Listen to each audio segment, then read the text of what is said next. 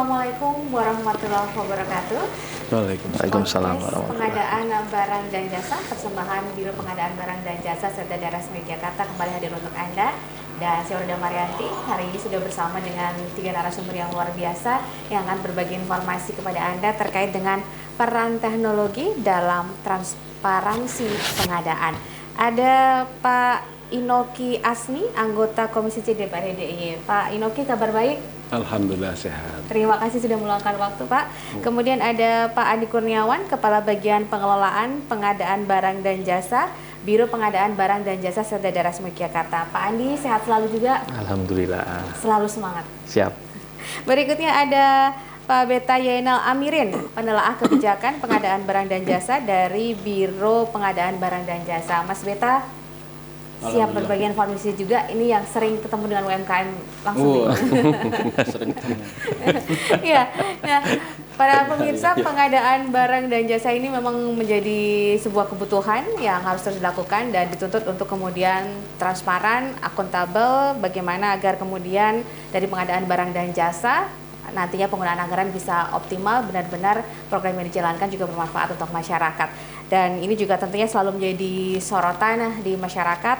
Nah, bagaimana agar kemudian pengadaan barang dan jasa ini semakin baik, semakin optimal, berbagai inovasi ini dilakukan, salah satunya adalah dengan pemanfaatan teknologi. Nah, seperti apa pemanfaatan teknologi, peran teknologi dalam transparansi pengadaan barang dan jasa ini? Pak Andi dulu, gimana nih Pak Andi penggunaan teknologinya untuk kemudian bisa lebih optimal lagi, lebih transparan lagi? Oke, terima kasih Mbak Puri. Dari Biro Pengadaan Barang dan Jasa Pemerintah Daerah Istimewa Yogyakarta, kalau kita bicara terkait peran teknologi di dalam pengadaan barang jasa, sebenarnya itu sudah dari lama, karena kalau dulu mungkin banyak para pemirsa tahu, dulu kalau namanya pengadaan barang jasa itu kalau yang sudah angkatan agak lama gitu paham terkait pengadaan barang jasa dulu secara konvensional. Jadi masyarakat masih dulu melihat pengumuman di koran, terus di papan pengumuman, kemudian harus memasukkan penawaran, dicemplungke ke itu, menunggu klarifikasi. Tapi lambat laun memang peran teknologi ini semakin terasa. Jadi dari yang konvensional kita beralih menuju peran pengadaan jasa melalui elektronik. Jadi sudah ada LPSE.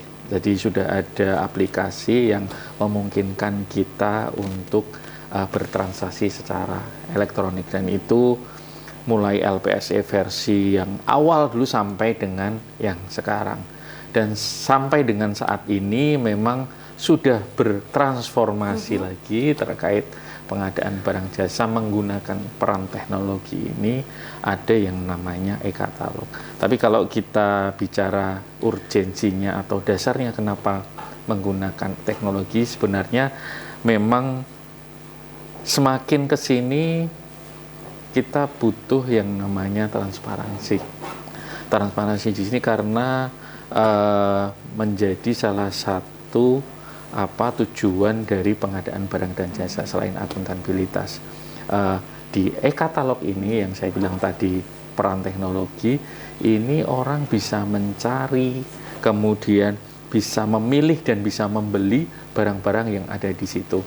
Hampir sama mungkin kayak kita sekarang toko-toko e-commerce itu, Mbak. Jadi contohnya seperti aplikasi hijau T, depan T belakang A itu, atau depan S belakang E itu, ya mirip-mirip seperti itu. Jadi semangatnya seperti itu. Jadi pengadaan barang jasa melalui toko elektronik. Di situ kita bisa memilih, mencari, dan transparansi di situ menjadi kuncinya.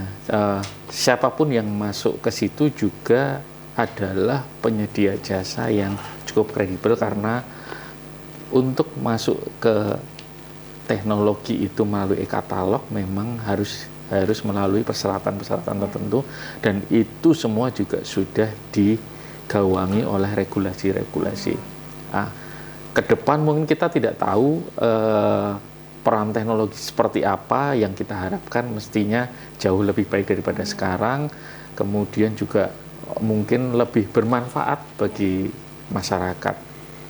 Di situ juga sudah jelas barang-barang apa yang nantinya akan dipilih oleh masyarakat dengan spesifikasi yang cukup jelas, kemudian yang penting dapat diakses dengan mudah, itu yang itu. Jadi hal-hal yang bisa menjadi yang selama ini menjadi kegelisahan dari baik itu dari penyedia jasa, baik dari kami, baik dari masyarakat, seperti praktik-praktik korupsi itu bisa tereduksi. Mungkin bisa itu Mbak Putri. Gitu ya, betul. Dari praktik korupsi dan nepotismenya. Nah, mungkin gambarannya dulu nih dengan katalog elektronik ini tadi kan digambarkan bisa sama kayak toko-toko daring gitu ya. Nah, ini apa aja sih yang tercatat di sana sehingga kemudian orang ini bisa memantau apa kelebihannya apa, misalnya apa, kemudian ini harganya perubahannya terlihat langsung atau seperti apa? Mas Beta mungkin. Terima kasih Mbak Wuri. Mungkin jika dibandingkan ya dengan tadi yang sudah disampaikan Pak Andi, metode pengadaan melalui tender atau melalui pengadaan langsung yang itu sekarang mulai beralih ke e-purchasing ya. E-purchasing salah satunya tadi juga sudah disampaikan Pak Andi, yaitu melalui katalog elektronik. Nah, di situ kalau Bapak Ibu yang masih awam dengan apa itu namanya katalog elektronik, memang lebih mudah untuk bisa membayangkan ya aplikasi seperti itu, seperti marketplace yang umumnya kita scroll lah ya di keseharian kita. Di situ kan harganya juga bisa langsung ditayangkan, bisa sewaktu-waktu disesuaikan, kemudian gambarnya, spesifikasinya itu sudah tanpa login pun sudah bisa, semua orang bisa mengakses gitu kan. Dan di situ pun ada fitur negosiasi juga, itu juga by system, itu juga itu tentunya lebih transparan ya.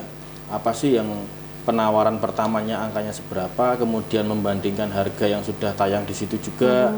Oh, ternyata ini dengan spesifikasi yang sama memperoleh beberapa produk yang menjadi nominasi lah ya, nominasi untuk bisa menjadi kita belanjakan. Kemudian di situ ada fitur negosiasi. Dan itu pun semua sudah terakomodir di aplikasi yang sama gitu. Dan di versi 6 ini pun dibandingkan dengan versi yang lama kan juga pemerintah sebenarnya selalu berusaha untuk mengikuti perkembangan zaman ya. Yang sebelumnya itu masih terpisah ya dengan pembayaran yang masih offline. Sekarang di versi 6 ini bahkan nantinya pembayaran pun sudah dalam satu aplikasi yang atau website yang sama, itu seperti aplikasi Oranye Hijau tadi gitu kan. Sehingga di situ semua dari proses pemilihan sampai dengan selesainya pekerjaan itu pun sudah terintegrasi satu aplikasi seperti itu. Itu sih yang menjadi kelebihan ya.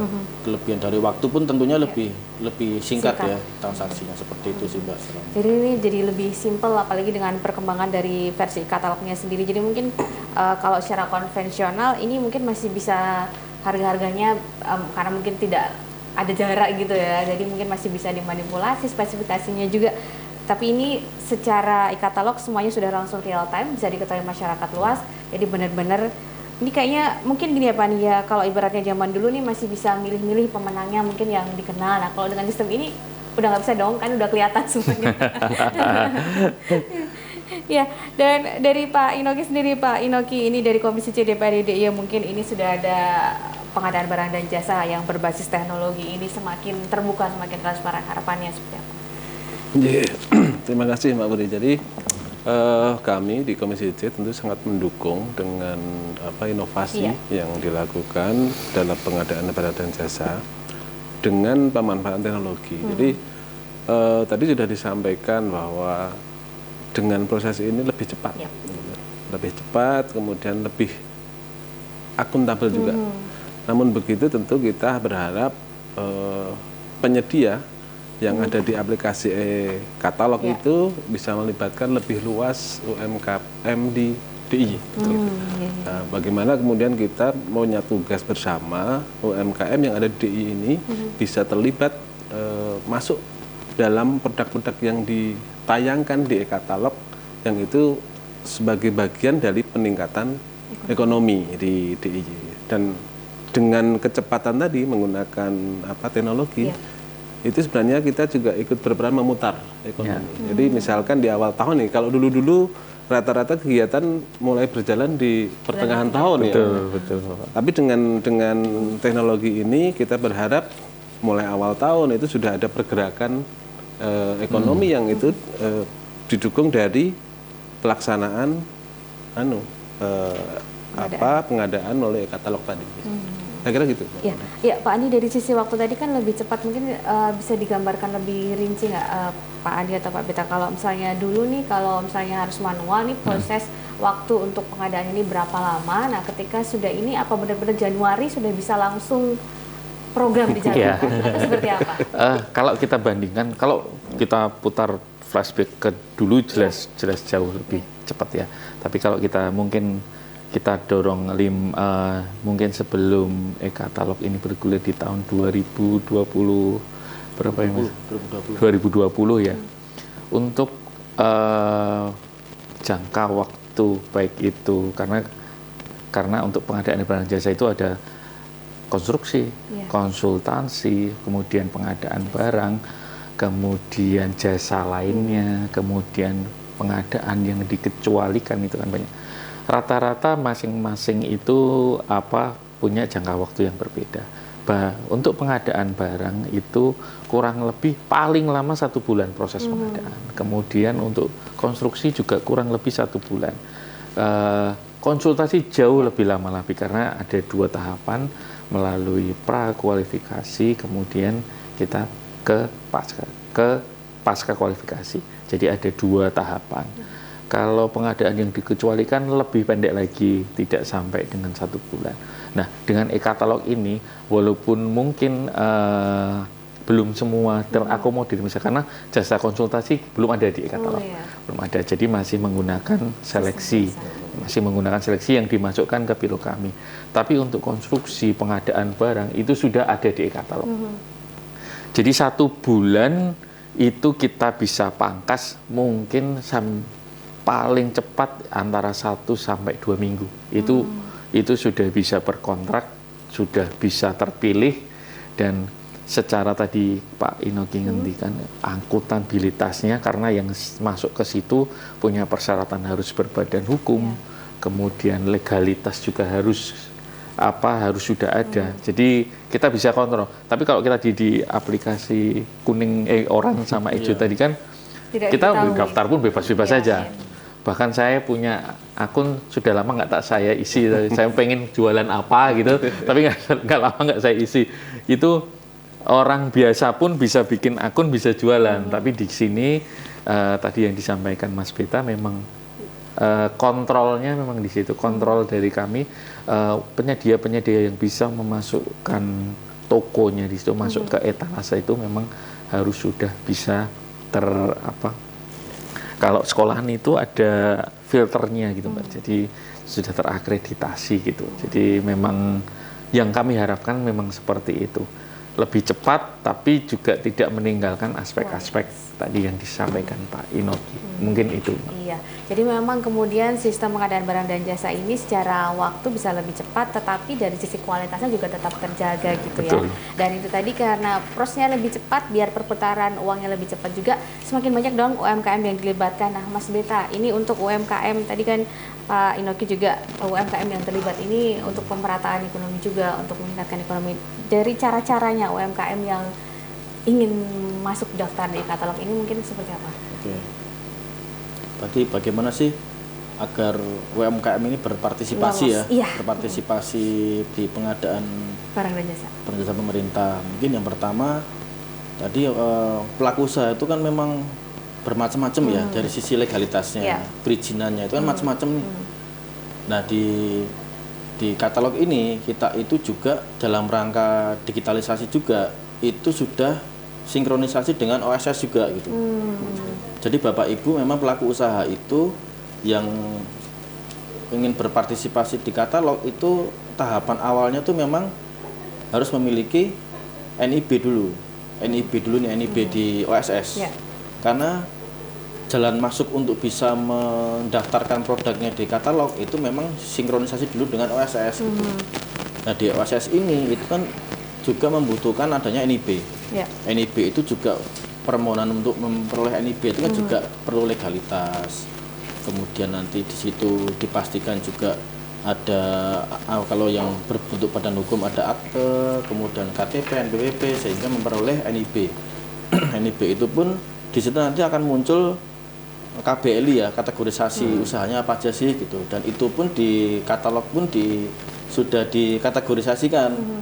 Kita nggak bisa nih memasukkan produk yang tidak satu rumpun, misalkan mebler ya, misalkan meja kursi. Kita nggak bisa dicampur dengan pengusaha material, semen, pasir itu nggak bisa.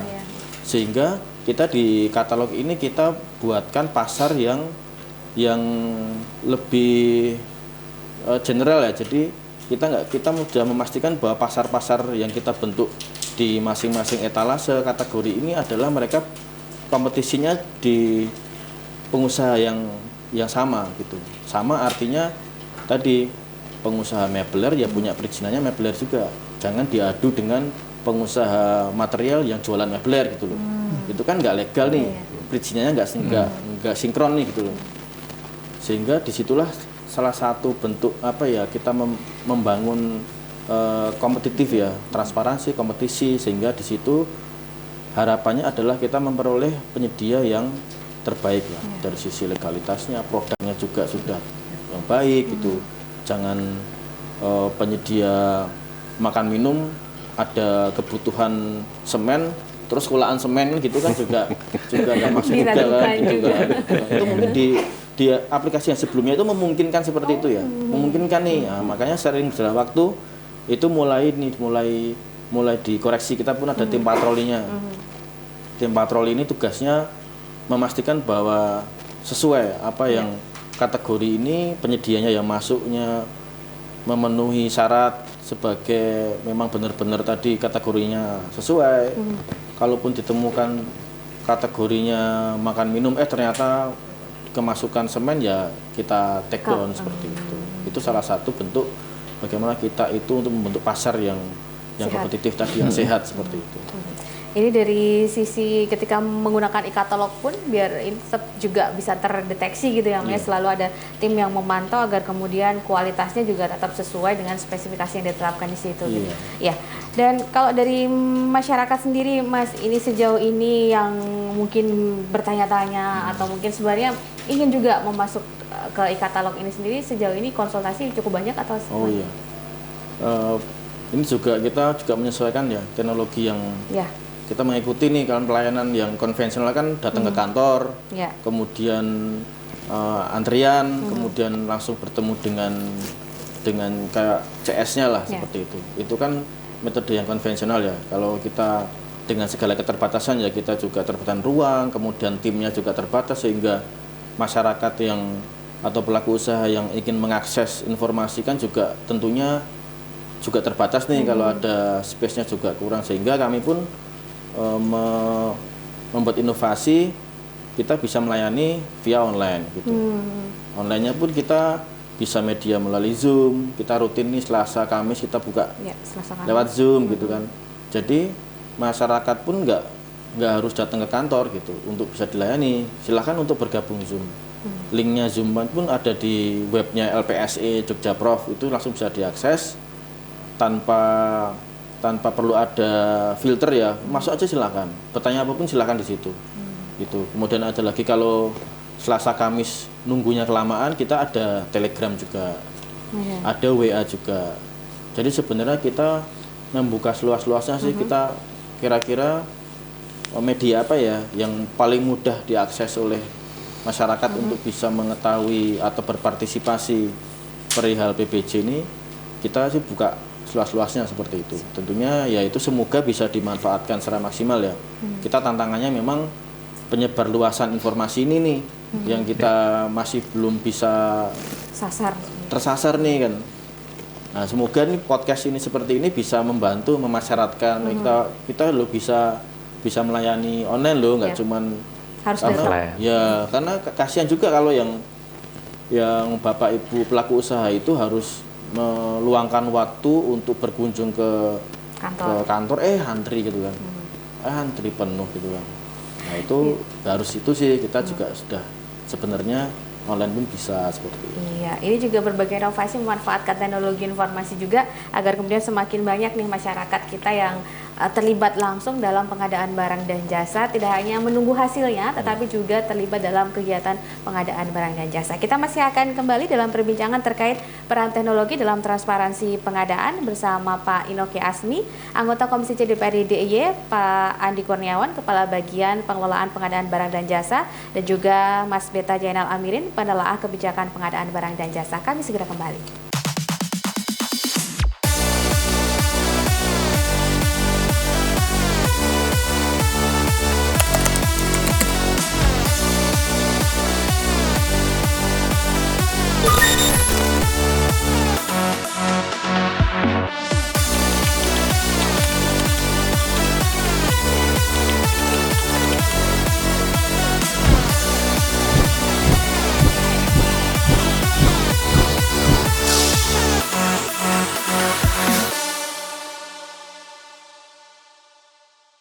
Ya, pemirsa, Anda masih bersama kami dalam podcast pengadaan barang dan jasa persembahan Biro Pengadaan Barang dan Jasa Setda Daerah Istimewa Yogyakarta bersama Pak Inoki dari Komisi C DPRD DIY, Pak Andi dan juga Mas Beta dari Biro Pengadaan Barang dan Jasa Setda Daerah Istimewa Yogyakarta.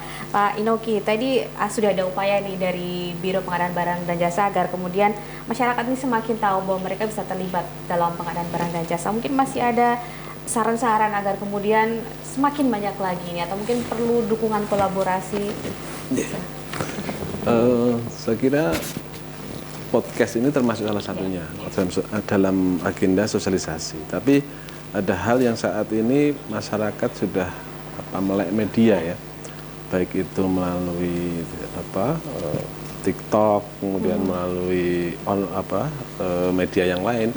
Saya kira ini perlu juga dilakukan oleh KPBJ untuk kemudian semua lini itu kita masuk kami di DPRD tentu bisa juga diajak untuk mensosialisasikan apa yang menjadi tadi disampaikan untuk proses UMKM bisa masuk sebagai penyedia barang dan jasa.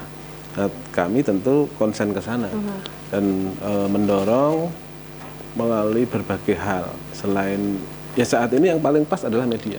Jadi kalau tadi proses pengadaannya juga sudah melalui e-katalog, kemudian kami di sosialisasinya juga mendorong pakai kemudian media sosial yang itu bisa menjangkau lebih banyak orang, dan kami yakin di DIY ini lebih banyak UMKM yang kemudian sudah paham media. Tapi bagaimana kita meluaskan jangkauan itu bisa menyentuh kepada mereka, sehingga semua OPD yang terkait saya kira harus kita kolaborasi, kita ajak bersama. Baik itu kami di DPRD tentu mendorong semua OPD, tidak hanya kemudian dari PBJ ya, tapi ada dinas koperasi, ada UMKM, itu kita libatkan semuanya, termasuk bagaimana menyiapkan UMKM itu tadi persyaratannya bisa terpenuhi. Karena kalau itu kemudian dibebankan ke pelaksana semua juga terlalu berat. Tapi kalau kemudian didorong oleh dinas perdagangan, dinas koperasi, itu kan perizinannya lebih mudah. Jadi UMKM merasa dimudahkan, dibantu sampai kemudian bisa produk dia tayang di e-katalog. Gitu. Ya. Pak Andi dan juga Pak Beta, mungkin sejauh ini ada kolaborasi dengan misalnya Dinas Koperasi UKM ketika mereka sosialisasi, terus sekalian sosialisasi katalognya jadi barengan gitu, apa mungkin belum ya? Sudah, Pak Andi. Sebenarnya itu yang kami harapkan, Pak Inoki. Jadi memang kita baru bicara terkait e-katalog ya. Kita belum bicara terkait peran teknologi lain yang karena tema kita peran teknologi di proses PBJ itu kita bisa mulai dari awal dari awal perencanaan, dari awal penganggaran. Jadi semua saling terkait, sampai dengan akhir dievaluasi. Di e-katalog sendiri tadi yang disampaikan Pak Enoki memang banyak hal yang terkait. Mas Beta tadi cerita untuk keluar di pelaku usaha punya NIB, untuk mendapatkan NIB pun harus punya A, B, C, D, dan itu sebenarnya bukan di ranah kami, itu ada di ranah dari dinas, untuk perizinannya di dinas perizinan, untuk UMKM-nya ada di dinas koperasi. Kemudian mungkin nanti kedepannya nanti apabila ada penambahan, misal personil nanti yang di perusahaan itu harus punya BPJS, berarti kita kerjasama sama dinas ketenagakerjaan. Terus apalagi banyak. Jadi sebenarnya di dalam proses PBJ ini OPD yang terkait itu memang banyak sekali. Kalau kita mau benar-benar menjadi PBJ yang berkualitas, ya dikeroyok. Memang harus dikeroyok. Kita bisa mengajak beberapa OPD lain, bahkan mungkin OPD lain itu karena punya instansi vertikal ya di kementerian. Di kementerian itu kadang-kadang mereka punya inovasi-inovasi terkait pengadaan barang jasa juga yang bisa diadopsi. Kita punya LKPP, tapi mungkin misal seperti Dinas PU punya Kementerian PU. Kementerian PU di dalam proses pengadaan barang jasa mungkin jauh lebih inovasinya jauh lebih bagus untuk nantinya yang bisa diadopsi oleh teman-teman LKPP, tentu dengan regulasi yang nanti disesuaikan. Karena nanti LKPP nanti berlaku untuk semua lini pengadaan barang, tidak hanya untuk Kementerian PU. Jadi banyak sekali. Mungkin tadi terkait Mbak, sistem informasi rancangan umum pengadaan itu bagian juga dari teknologi. Kemudian nanti kalau banyak sekali itu di kementerian itu terkait aset, kemudian mereka juga punya beberapa aplikasi terkait pembayaran dan lain-lain, itu banyak sekali yang mungkin kita bisa adopsi untuk kita masukkan sebagai bagian dalam proses PBJ ini. Tapi ya itu nanti kita tidak tahu ke depan mau seperti apa, karena di pengadaan barang jasa memang sangat dinamis sekali. Kadang-kadang itu muncul setelah ada masalah. Betul. Ini ada masalah nih, anunya apa? Solusinya apa? Berarti, solusinya ini bisa nggak diaplikasikan ke dalam satu teknologi baru gitu. Biasanya seperti itu. Berarti munculnya itu karena ada masalah. Inovasi itu muncul karena ada masalah. Tapi yang kita harapkan memang tidak seperti itu. Jadi itu murni karena dinamika dari pengadaan barang jasa ini menuntut untuk ada perubahan, dan itu melibatkan peran dari teknologi. Mas Vita mau menambahkan? Memang saya sangat setuju ya tadi yang juga disampaikan Pak Andi sama Pak Enoki, bahwa memang pengadaan ini kan sangat terkait dengan beberapa urusan ya. Bahkan kita pun yang datang ke kantor itu nggak cuman, sebenarnya ditanyakan nggak cuman pengadaannya, tapi juga gimana bridge-nya itu seperti apa, legalitas seperti apa. Ini kan sudah sebenarnya kita mau nggak mau kita juga bisa menguasai apa sih yang menjadi ketentuan di dinas-dinas yang terkait gitu loh. Contohnya misalkan tadi yang disampaikan juga oleh Pak Andi seperti OSS gitu kan. Yang ke kami itu malah nggak berkonsultasi dengan pengadaan, tapi OSS gitu kan. Bridge-nya ini seperti apa gitu kan. Nah, sehingga memang setuju sekali kalau memang kita perlu adanya kolaborasi ya. Kita perlu nih menggandeng Dinas Perindustrian Perdagangan, kemudian Dinas Koperasi UMKM yang memiliki mitra pelaku usaha, kemudian OSS gimana perizinannya, karena memang teknologi setinggi-tingginya ya, secanggih-canggihnya, tapi kalau dari masyarakat atau pelaku usahanya itu tidak bisa mengikuti atau belum teredukasi, ya sama aja gitu kan. Cuma satu sisi aja nih, pemerintah sudah jalan jauh, tapi ternyata pelaku usahanya masih belum paham nih cicit. Gimana ya cara ngakses? Iya. Nah, itu kan banyak. Gimana cara masuk? Beberapa juga nih pelaku usaha yang apa sih OSS itu belum tahu. Nah, mereka pun juga beberapa itu kenapa kita buka pelayanan online karena menurut kami juga mereka itu yang belum paham itu takut gitu, takut, ragu, malu untuk bisa bertanya memulai dari mana sih gitu loh.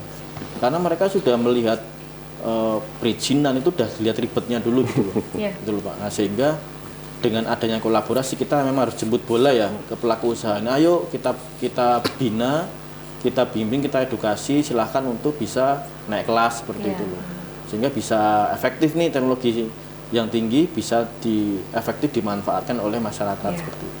Betul. Jadi masyarakatnya juga memanfaatkan teknologi dan akhirnya benar-benar bisa masuk di katalog, bisa ikut dalam proses pengadaan barang dan jasa. Tapi mungkin menambahkan Pak Enoki tadi yang terkait percuma kalau kita bikin sebagus apa tapi masyarakat tidak tahu ya Pak. Nah itu juga PR kami juga karena walaupun tadi kami membuka kanal-kanal untuk itu konsultasi, tapi untuk menyentuh sampai dengan mungkin di pojok Kulon Progo sana atau pojok Gunung Kidul sana, di Ponjong sana itu internet aja mungkin internet aja naik turun, terus yang lain-lain memang butuh sosialisasi atau apa yang mungkin kami tidak bisa menembus. Yang bisa menembus mungkin OPD lain. Tapi yang kami bisa lakukan tadi usulan bagus dari Pak Inoki terkait sosial media ya. Ini kami memang sudah ada beberapa sosial media tapi belum bisa kami optimalkan.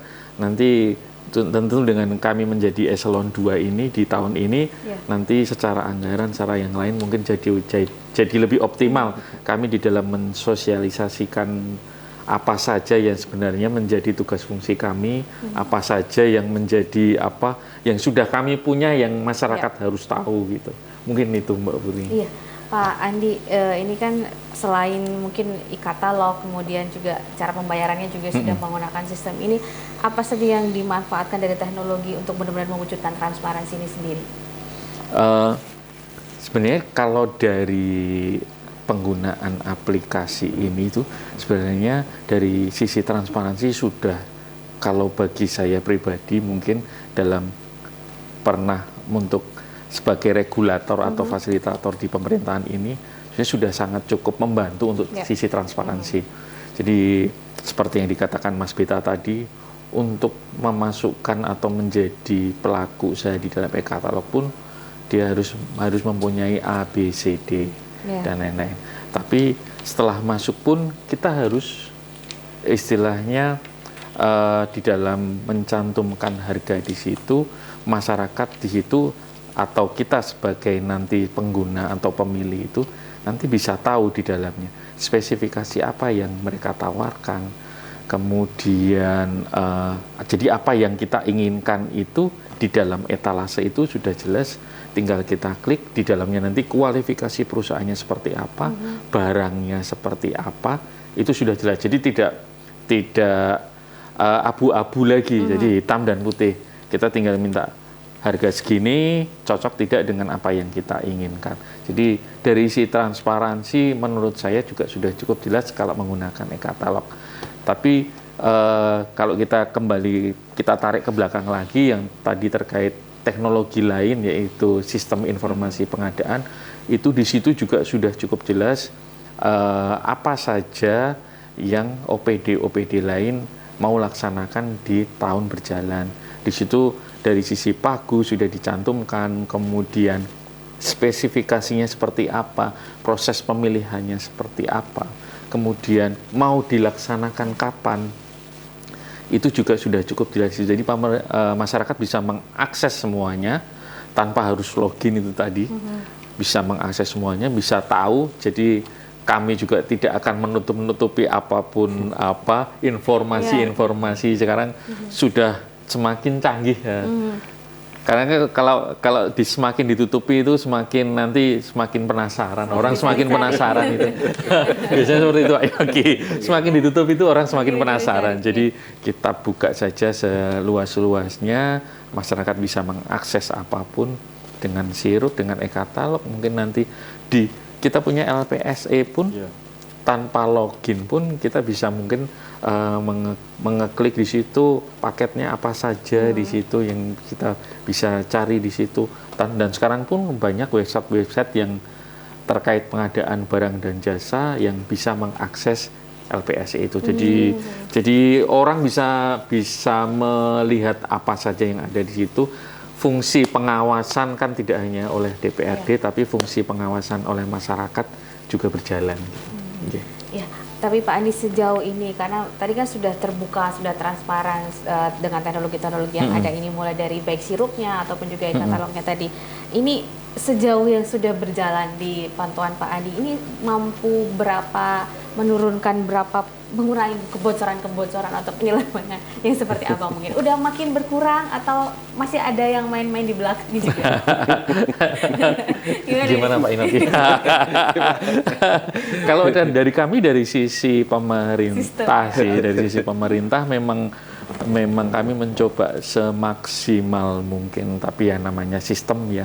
Apalagi teknologi kan pasti tidak sempurna 100%. Nah, itu sangat bergantung sekali pada yang namanya mesin ya. Mesin itu buatan manusia juga, bukan buatan Tuhan. Jadi berapa kali seperti sistem kami tahun berapa ya pernah kena itu di hack itu, karena memang posisi masih di kami untuk servernya. Sekarang semua sudah dioper ke Jakarta, ke LKPP pusat server di sana. Jadinya kalaupun nanti kena hack, yang kena seluruh Indonesia. Jadi tidak hanya lokal saja. Jadi lebih aman, lebih safe, dan saya yakin untuk security di sana secara teknologi, secara itu pasti jauh lebih bagus daripada kita pegang sendiri di sini. Jadi dalam mungkin 1 atau 2 tahun terakhir ini, kalaupun ada trouble itu pun paling maintenance ya, cuman maintenance aja tahunan. Tapi sudah banyak berkurang sih sebenarnya kalau saya cukup banyak berkurang dan cukup banyak membantu untuk peran teknologi ini. Dari Pak Inoki mungkin yang tadi teknologinya sudah ada, tapi kan tetap masih ada yang mungkin celah-celah. Baik, jadi area PBJ ini adalah salah satu area dari 8 area dalam NCP ya, yang di KPK yang sekarang ini dikembangkan. Nah, memang kemudian PBJ menjadi sorotan dari banyak pihak. Meskipun tentu kita harus menjawab itu dengan berbagai inovasi. Salah satunya sekarang yang sudah dilakukan dengan teknologi e-commerce tadi, e-katalog dan sirup dan seterusnya. Nah, tadi disinggung oleh Mas Andi soal sekarang sudah menjadi eselon 2 dan sudah jadi biro gitu. Betul. Nah, kemudian berimplikasi kepada tadi berimplikasi pada anggaran gitu. Kayaknya menyinggung kami di DPRD gitu kan. Ya, oke lah, kita akan support dari sisi anggaran gitu. Tidak hanya sekedar mengawasi kemudian Mas Andi ini gimana begitu. Tapi bahwa menuju keterbukaan, menuju bisa dilakukan dengan lebih baik dengan inovasi dan teknologi baru itu, ketika butuh anggaran ya kita dukung, kita upayakan bersama. Apalagi sekarang sudah jadi biro sendiri gitu. Betul. Dan semangatnya saya kira akan beda gitu kan. Semangatnya akan beda sudah menjadi biro. Nah, saya kira meskipun sudah teknologi, yang paling penting adalah komitmen. Gitu. Jadi bisa saja, karena kalau kita bicara realita, ketika tadi disampaikan di situ ada saringan-saringan ya. Siapa nih yang boleh masuk nih ke bisa mengupload di e-katalog. Nah, saringan ini adalah manusia. Teman-teman yang kemudian melakukan bahwa perusahaan ini benar-benar baik, benar-benar kredibel, kualitasnya juga bisa terjaga atau tidak. Nah, itu menjadi penting gitu, dan itu dasarnya adalah komitmen dari SDM yang ada di PBJ ini. Karena begitu, Mbak. Ya, jadi ini juga untuk mengurangi potensi penyelewengan yang masih mungkin terjadi gitu ya, meskipun sudah memanfaatkan teknologi. Komitmen dari nggak cuma PBJ sih, kayaknya mungkin dari OPD juga ya Pak Andi. Ini juga diperlukan agar kemudian pengadaan barang dan jasa ini benar-benar transparan, bisa meminimalisir praktek-praktek korupsi, kolusi ataupun juga nepotisme. Nah, tadi juga terkait perkembangan dari teknologi ini juga dari e-katalog sendiri juga terus berkembang gitu ya, Pak Andi dan Mas Beta ya. Yang sekarang ini terbaru sudah menggunakan e-katalog versi 6. versi 6. Nah, mungkin bisa digambarkan lebih rinci dari perubahan ini seperti apa? Apakah kemudian juga berdampak untuk para penyedia? Oh iya. Baik, untuk di KPP ya. KPP kan sekarang fokusnya memang sedang berkolaborasi dengan Telkom. Ya. Untuk pengembangan katalog untuk yang next level ya, dengan segala kelemahan katalog versi 5 kemarin itu sekarang sedang dikembangkan, dan per 1 Januari kemarin memang sudah diumumkan untuk bisa mulai digunakan seluruh Indonesia. Nah, apa sih kelebihan versi 6 dibandingkan versi 5 ini? Memang yang pertama di versi 5 itu memang tiap daerah itu kan memiliki kewenangan untuk mengelola masing-masing etalasenya. Ada etalase lokal seperti itu, katalog lokal seperti itu. Dan situ pun dengan pengadaan yang sama itu spesifikasinya macam-macam gitu. Nah, di versi 6 ini itu semua sudah diambil alih oleh KPP dan Telkom, sehingga spesifikasinya itu standar nih seluruh Indonesia.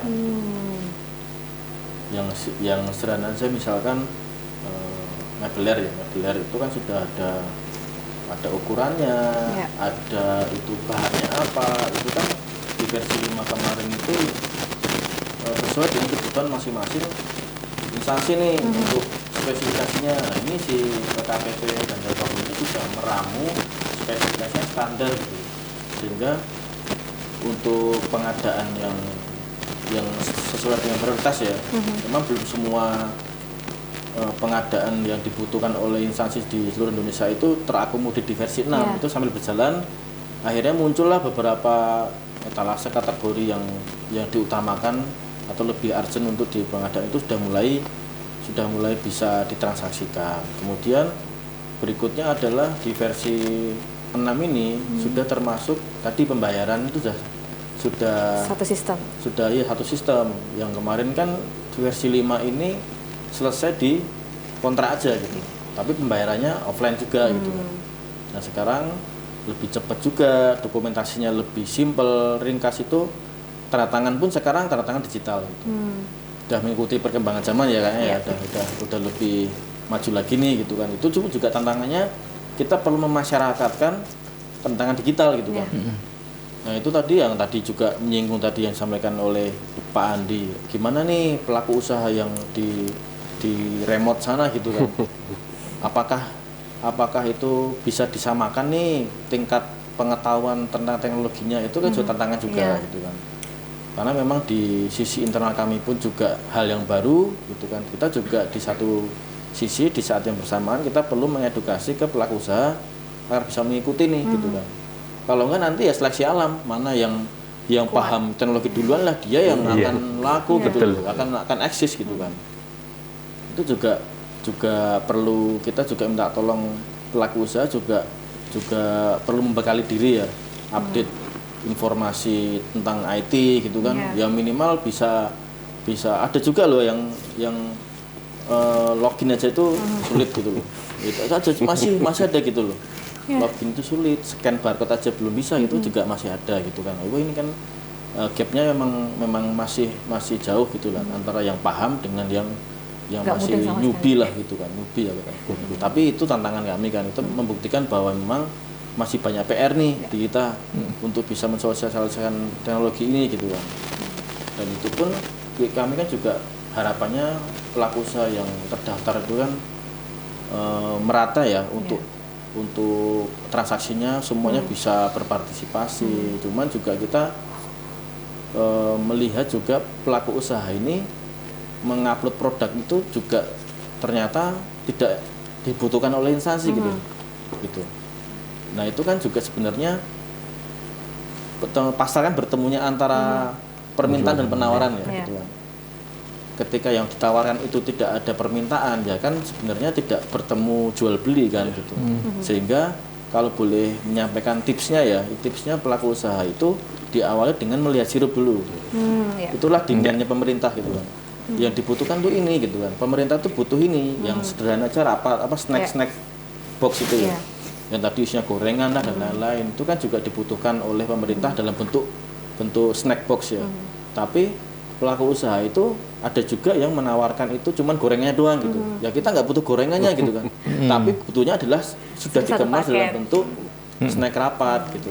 Itulah yang kita butuhkan. Kalau pengadaan gorengan itu nggak ada gitu kan. Adanya snack. Nah, itu yang perlu tahu, ternyata di sirup itu butuhnya adalah snack rapat ya, isinya ABCDE gitu. Makan siang gitu kan. Juga catering gitu. Jadi nggak asal nggak asal upload aku punyanya ini, punyanya gorengan, punyanya Aqua misalkan ya, malah sebut merek ya. Nah, air mineral gitu, nah, itu dikemas dalam satu bentuk paket yang disesuaikan dengan sirup. Oh, ternyata kebutuhannya itu nggak cuma gorengan ya.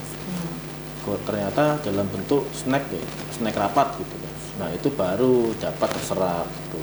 Iya, jadi ini memang masih butuh sosialisasi lagi ke pelaku UMKM juga yang masuk ke penyedia jasa di katalog ini untuk belajar dari apa sih, lihat cek sirupnya dulu, nanti kemudian disesuaikan dengan kebutuhannya, dan juga nanti kita akan lanjut lagi apa lagi yang dibutuhkan di e-katalog versi 6, penyedia ini butuh apa lagi. Kita masih akan kembali dalam perbincangan terkait pengadaan barang dan jasa persembahan Biro Pengadaan Barang dan Jasa Setda Daerah Istimewa Yogyakarta. Kami segera kembali.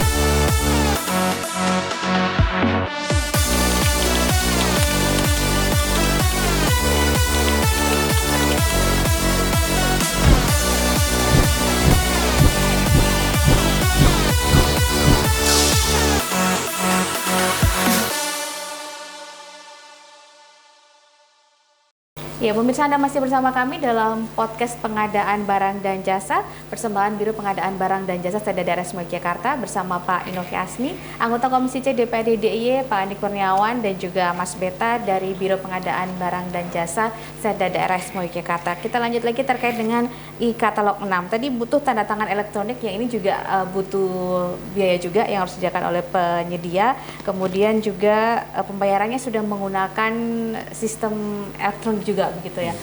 Ini apalagi nih yang dibutuhkan penyedia dengan adanya perubahan e-katalog ke versi 6 ini, Mas Beta? Oh iya.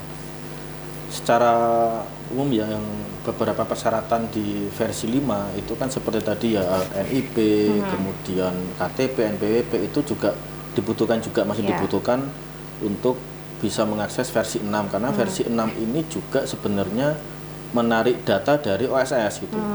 OSS ini difikskan dulu karena memang masih banyak kendala di OSS gitu kan.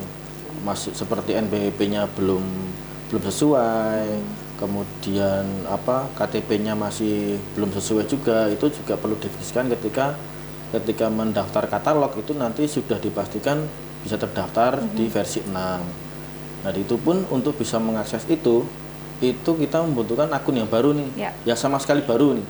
Yang sebelumnya pelaku usaha ini untuk akses versi 5 itu kan menggunakan akun SPSE. SPSE itu untuk bisa mendaftar di katalog, entah sampai dengan tender, pengadaan langsung, itu menggunakan akun yang sama. Memang di versi 6 ini memang sama sekali baru, itu membutuhkan akun yang baru, namanya akun Inaprok gitu. Itu yang langsung dikelola oleh LKPP dan Telkom, sehingga itu sih juga tantangannya seperti itu juga. Kita juga mensosialisasikan pembuatan akun baru. Akun barunya pun nggak cuma dari pelaku usaha, internal kita pun juga membuat akun baru nih gitu kan. PPK, kemudian PP, termasuk bendahara, yang kemarin bendahara tidak terlibat dalam aplikasi katalog yang di versi versi 6 ini terlibat nih. Bendahara ini di situ karena pembayaran langsung juga di aplikasi yang sama, itu bendahara juga perlu bikin akun juga, dan itu nanti juga ada kaitannya dengan kesiapan dari lembaga keuangan untuk bisa mensupport virtual account seperti itu. Itu juga perlu kartu kredit pemerintah, itu juga dibutuhkan di situ, sehingga ketika saatnya pembayaran atau SPJ dalam pekerjaan yang sudah selesai, itu sudah langsung tersupport oleh perbankan seperti itu. Yang kemarin kan masih offline ya, jadi koneksi antara perbankan dengan katalog itu belum ada. Nah, sekarang sudah terkoneksi seperti itu sih. Itu yang hal yang baru, dan itu memang ya sambil jalan kita juga pahami bersama gitu. Itu Mbak. Ya. Jadi Pak Andi, mungkin sosialisasinya ini kan juga terkait PPK, berarti ke OPD juga. Betul. Biar kemudian ketika dijalankan, wajib dijalankan, udah siap semua, pendekatannya seperti apa? Lebih itu intens sosialisasinya. Selain sosialisasi ke pelakunya dari UMKM, masyarakat, ya gitu juga sosialisasinya ke OPD dalam hal ini ya bisa OPD-nya yang mulai dari kepala dinas sampai dengan pelakunya yaitu para PPK. Ini PR juga Mbak, karena di PPK itu untuk menjalankan ini, jadi menjalankan e-katalog ini, mereka itu juga harus paham sebenarnya bagaimana proses e-katalog ini berjalan, mulai dari ngekliknya gimana, kemudian negosiasinya gimana, sebenarnya sampai dengan kalau di e-katalog itu ada pemberian rating. Jadi kalaupun itu nanti sudah berjalan, kalau sebelum ngeklik pun sebenarnya harus tahu petanya e-katalog itu. Kita kan kalau e-katalog itu kita bicaranya kalau bisa yang termurah dan yang terbaik. Tapi kadang yang termurah itu belum tentu yang terbaik.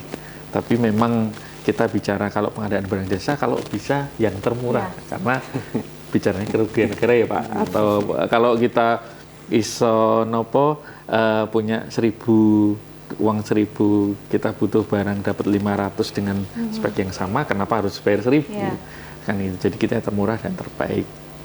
Nah, untuk mencari itu teman-teman PPK juga harus mungkin bisa 1-2 hari sebelum ngeklik itu mereka lihat peta di etalase itu, kira-kira mana ya yang produk-produk mana yang sejenis, harganya sama, kemudian di screenshot seperti apa, kemudian habis itu diklik, kemudian kita komunikasi dengan penyedianya, yang ditawarkan seperti apa, kita lihat kualifikasinya, kemudian setelah diklik ada negosiasi seperti yang disampaikan Mas Beta tadi.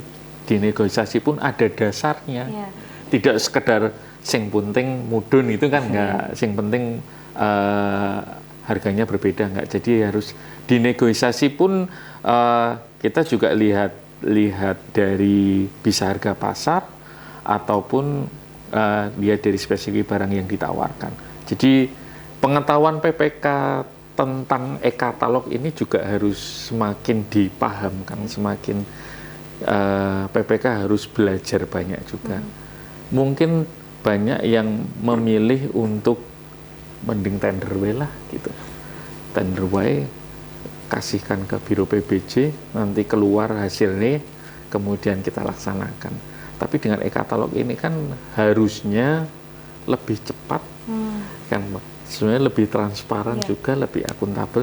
Tapi ya itu pilihan lagi, seperti saya bilang tadi, pilihan mau tender atau e-katalog. Jadi tugas fungsi kita, saya punya Mas Beta di sini, ini ya beliau yang paham banget terkait e-katalog, mulai dari e-katalog versi yang sebelumnya 5, ada 4 ya, 4, 5, sekarang 6. Ini kami punya tadi kanal-kanal yang bisa untuk PPK mencari tahu versi 6 itu gimana. Ini ya HP-nya nggak pernah sepi dari WA sama Telegram tadi, karena banyak sekali yang konsultasi. Kita buka Zoom pun mesti juga banyak yang tanya. Jadi semakin ke depan memang saya harapkan banyak yang beralih ke e-katalog. Ya, saya harapkan seperti itu. Pak Inoki, ini kan perkembangan dari teknologi tadi, tujuannya semakin transparan, semakin bagus begitu ya. Tetapi kemudian ada yang harus diikuti oleh mereka yang terlibat langsung, baik itu dari penyedia ataupun juga dari OPD dan juga dari PBJ sendiri. Ini ada saran seperti apa? Saya kira tadi sudah banyak disinggung Ya. oleh Mas Andi, Mas Beta. Jadi bahasanya tadi yang muncul keroyokan gitu kan. Keroyokan artinya kita bekerja bareng-bareng. Semua OPD punya ketugasan, kewenangan masing-masing yang itu bisa mendorong pelaksanaan PBJ melalui e-katalog itu berjalan dengan baik. Nah, memang kalau tadi Mas Beta menyampaikan tiap hari Selasa dan Kamis ya, dan Kamis itu sudah ada Zoom gitu dan ternyata responnya bagus, artinya masyarakat ini ternyata banyak yang kemudian ingin mengetahui itu, merespon itu. Tapi bahwa kami tentu ya Sedda gitu secara umum dan tentu OPD-OPD ini kan selalu berkoordinasi. Nah, tinggal kemudian penekanannya adalah dinas A di bidang apa, di bidang perizinan misalkan. Kemudian di UMKM-nya dari dinas B. Tentu kita ini yang harus ditekankan selalu gitu. Jangan kemudian dibebankan pada Biro PBJ tok gitu kan. Biro PBJ sebenarnya tinggal yang soal teknisnya supaya UMKM bisa masuk. Ini ya UMKM dinasnya kemudian mendorong. Nah, kemudian perizinannya juga harus tanggap dengan kebutuhan ini gitu. Bagaimana mengajak teman-teman UMKM ini. Termasuk kemudian ya TKDN itu juga harus kita perhatikan juga. Termasuk kemudian kita memilih pengusaha di DIY ini yang yang sudah punya pemikiran untuk barangnya berkelanjutan. Artinya misalkan kita bicara soal sampah, kalau tadi dicontohkan snack box rapat gitu, nanti ada pilihan lagi Mbak. Snack box-nya ini isinya sampah nanti, misalnya ada plastiknya gitu kan, dengan yang tidak ada plastiknya kan gitu. Nah ini tadi harus menjadi perhatian juga. Ada nilai plusnya di situ. Sama-sama isinya gorengan, tadi katanya Mas Beta, isinya gorengan sama lemper gitu kan misalkan. Tapi ini lempernya pakai bungkus plastik nih, yang ini pakai bungkus daun. Nah, ini saya kira perlu diperhatikan juga supaya bahwa kemudian barang yang diambil oleh teman-teman ini memperhatikan juga keberlanjutan lingkungan, keberlanjutan pembangunan kita kan begitu. Ini juga tentu menjadi PR kita bersama. Tapi bahwa mendorong semua OPD untuk bisa melaksanakan dengan lebih baik, ya tidak harus semuanya kemudian e-katalog ya Pak Andi ya. Memang kemudian ada tender yang itu juga dilindungi oleh aturan kan gitu ya. Tender ya tetap ada tender yang bisa dilaksanakan, kemudian mana yang bisa didorong melalui e-katalog. Tapi kesiapan teman-teman PPK, apalagi saat ini PPK kan tidak hanya dibatasi 1 tahun anggaran kan, bisa bisa lebih dari 1 anggaran kan. Artinya PPK ini kemudian mengetahui itu juga punya waktu. Dia melaksanakan ketugasan selaku PPK tidak lagi pada 1 periode anggaran, tapi kemudian bisa 2-3 tahun selama dia menjabat di situ. Saya harap itu. Termasuk juga mungkin dukungan dari Kominfo kali ya Pak ya, untuk yang UKM-UKM tadi biar bisa lebih mudah untuk mau daftar e-katalog. Sudah pernah ada komunikasi ke sana Pak Andi?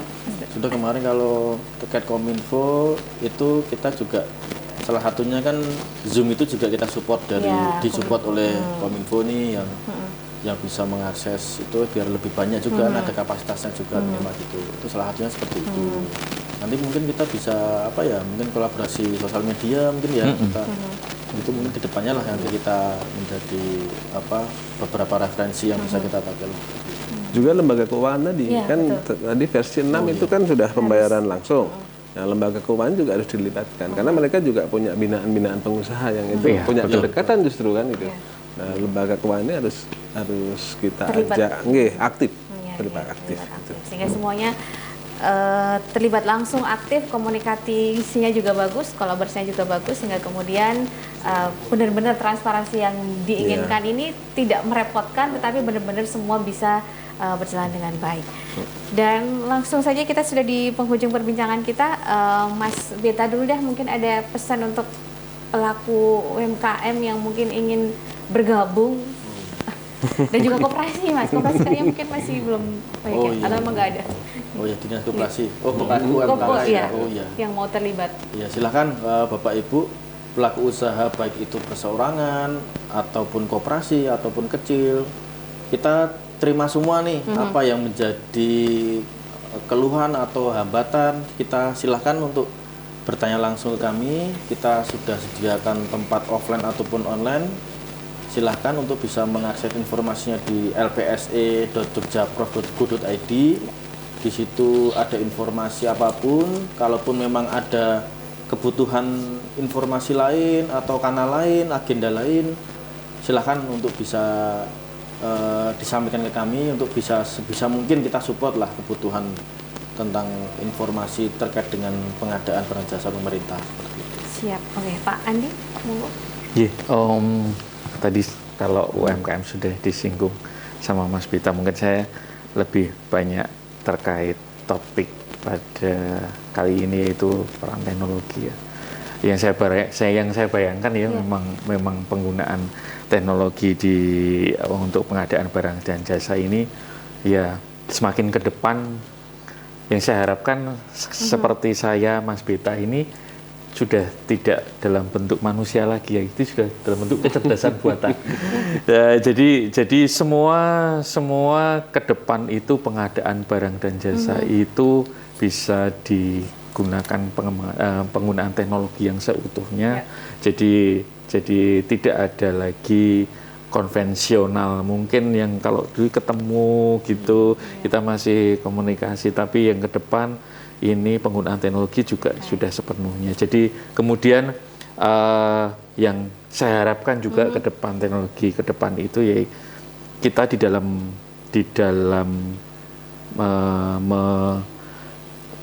membuat satu regulasi itu adalah based on data.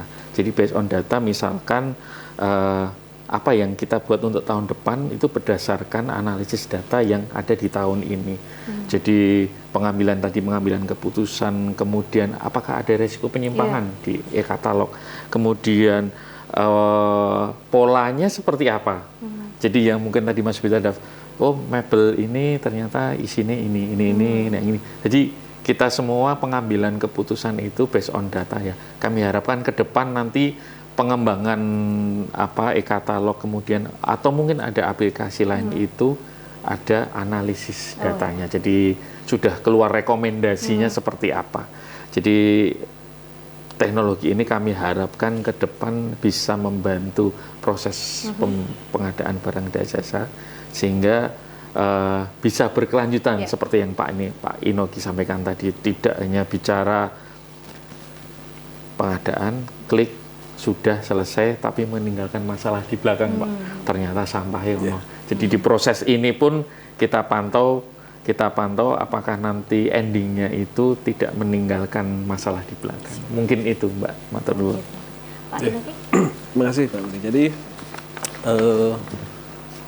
pola kemudian kita menggunakan teknologi dalam PBJ ini tentu juga kita harus memegang prinsip dalam pengadaan, prinsip akuntabilitas, prinsip efisiensi, gitu. Kemudian bagaimana semua PBJ ini sesuai dengan aturan yang ada, itu paling penting gitu ya, sesuai dengan aturan yang ada. Dan alhamdulillah aturan itu saat ini sudah mengakomodir teknologi.